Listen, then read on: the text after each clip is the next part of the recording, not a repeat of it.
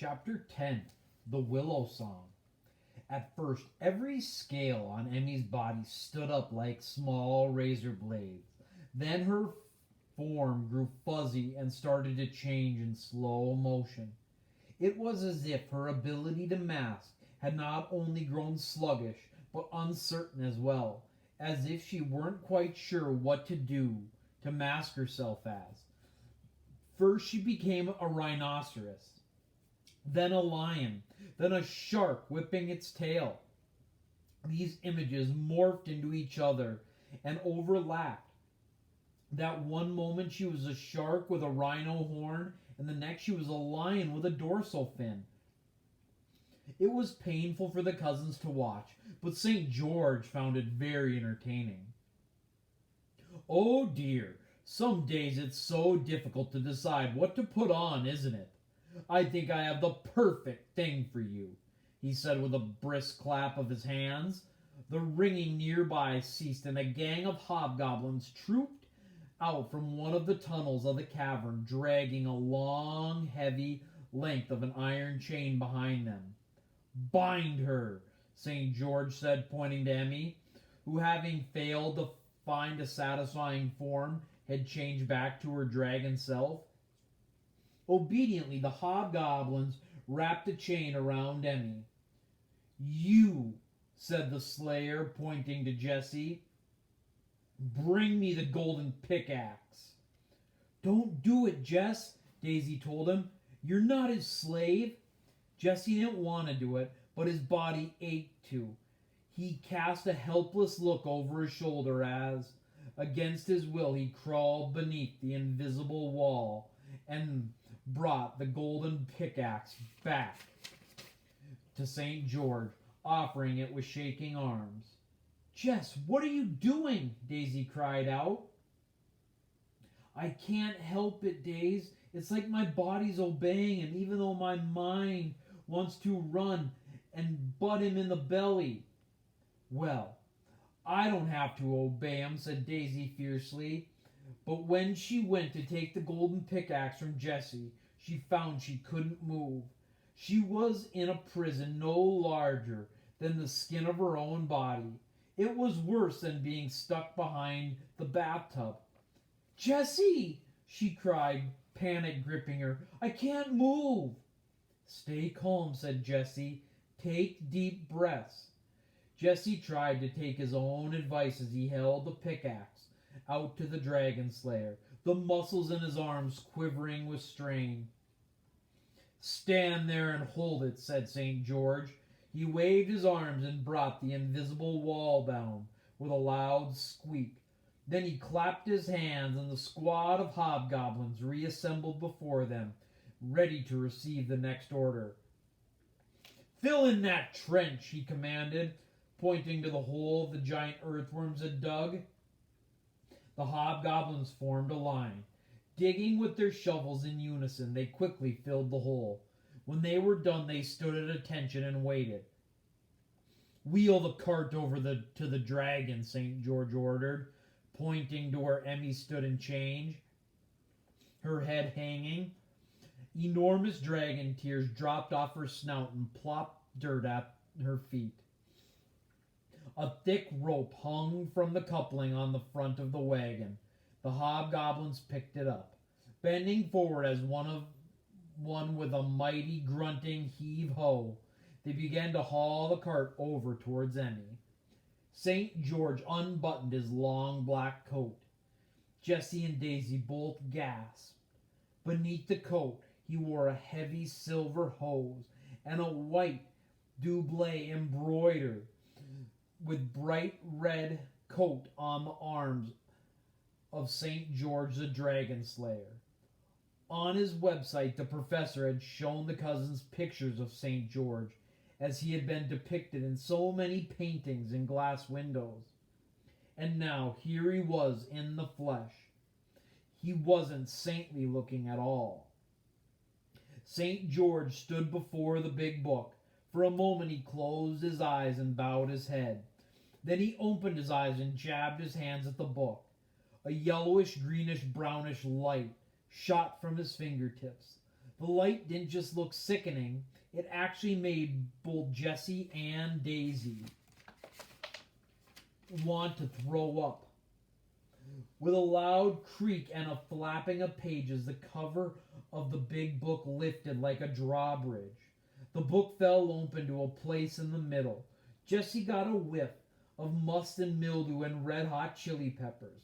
He found that familiar smell and calmed his stomach. St. George clapped his hands again. "Light!" he called to the two hobgoblins sprawled in the dirt at his feet. Daisy noticed that wherever they weren't busy, the hobgoblins sank to the ground and moaned and wept pitiful tears. The hobgoblins stopped swaying and weeping and jumped to their wedge-like feet. They scuttled to the tunnels, returning momentarily with two flaming torches. They stood a little behind and to either side of St. George as he leaned over the book, the torchlight dancing on the lens of his glasses. He ran a finger down the page and moved his lips silently.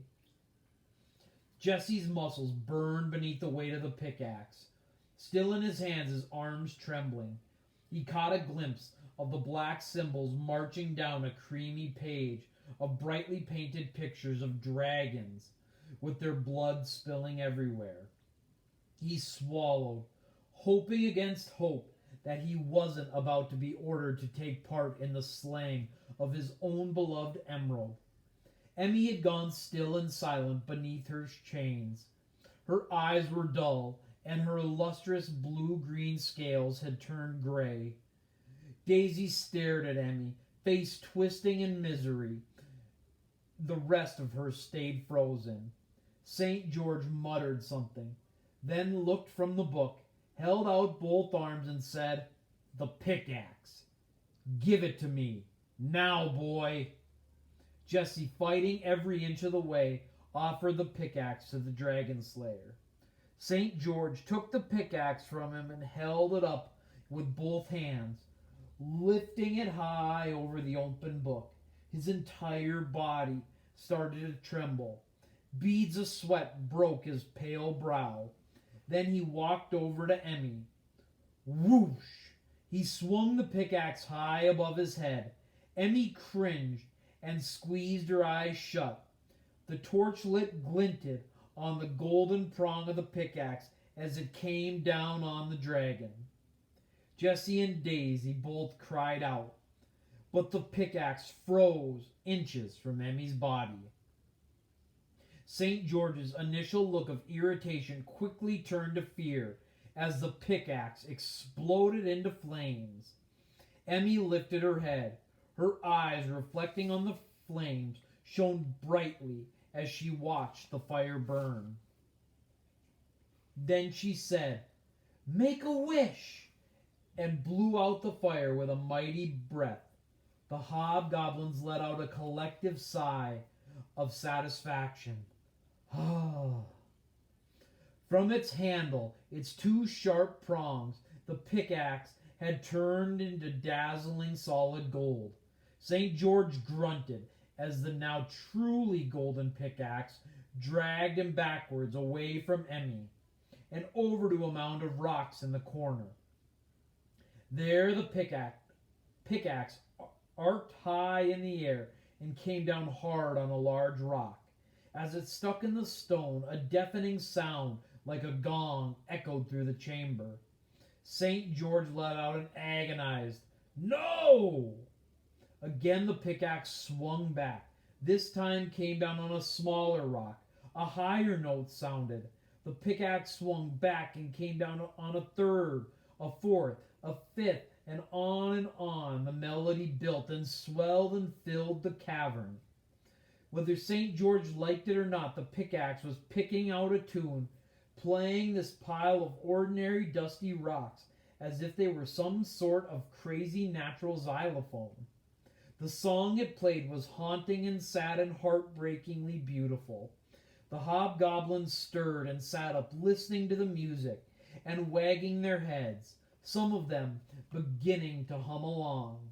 Emmy's body beneath the chains swayed. "It's the Willow Song," she said with pride. "I love it." The next moment, a great hoarse bellow echoed down the tunnel. "We're coming! Rough gems of earth, we're coming, you darling little axy waxy, you! We're on our way! Mummy's back!" The next instant, her royal lowness herself, Queen Hap of the Hobgoblin Hive of Hobhorn, came crashing into the chamber, robe held high, her regal bow-legged knees. The hobgoblins scrambled down to their knees and touched their foreheads to the ground. Jesse ran to Daisy. "The golden pickaxe freed the queen," he cried. Daisy took a tentative step forward, and Jesse cried out, "Me too." "What about me three?" said Emmy in a small voice. Daisy and Jesse ran to the dragon and tried to pull the chain off her, but it was too heavy. "How come the golden pickaxe didn't free Emmy too?" Daisy asked.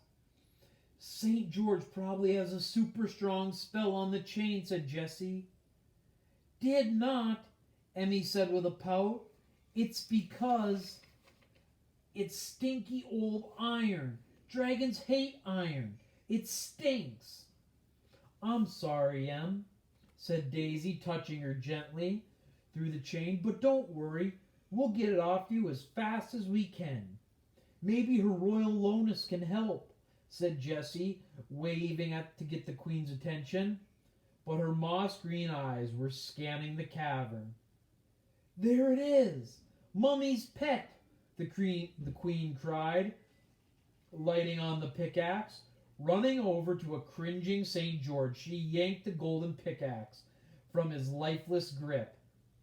Just then, the cavern filled with a rhythmic hut, hut, hut, like the steady beat of marching feet.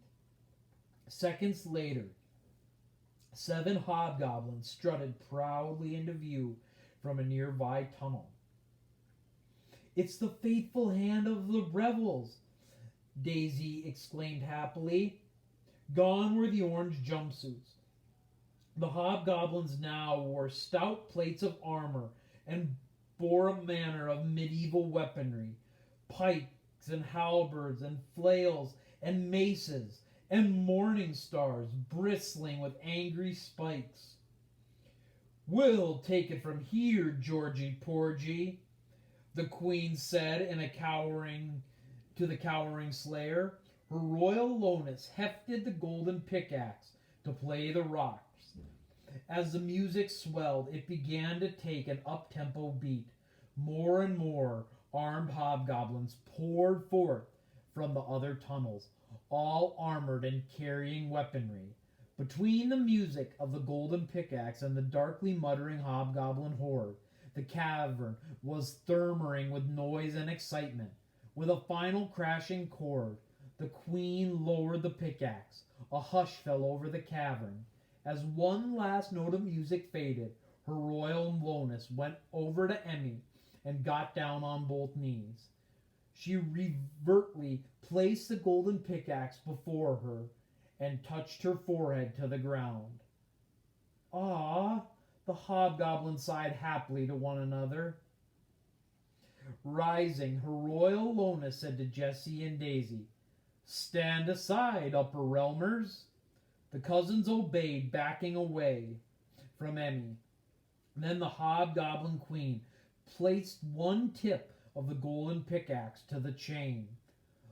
Like a lit fuse, a flame traveled along the chain, and link by link sizzled away to white ash in seconds. Emmy rose up and shook the ashes from her scales. "Thank you, Queenie Weenie," she said. "We are honored to serve," said the queen. Then she spat on the tip of the pickaxe and polished it on one side of her robe. "Ah, we make a fine team together with our Axie Waxie, do we not?" she said with a happy grin. And that's where we've got to stop today. We will finish chapter 10 tomorrow.